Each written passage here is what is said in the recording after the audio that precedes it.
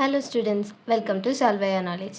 இன்றைக்கி நம்ம பார்க்க போகிறது 12th ஸ்டாண்டர்ட் மேக்ஸில் எக்ஸைஸ் 4.3ல third sum. Find the value of tan inverse of 7π/4.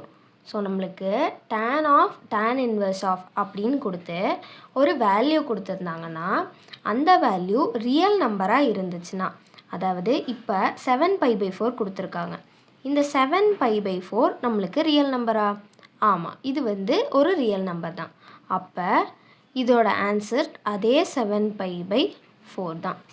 அடுத்ததுக்கும் அதே மாதிரி தான். 1947 அப்படிங்கிறது ரியல் நம்பர், அதனால் இதோட ஆன்சர் 1947. இதுக்கும் அதே மாதிரி தான்.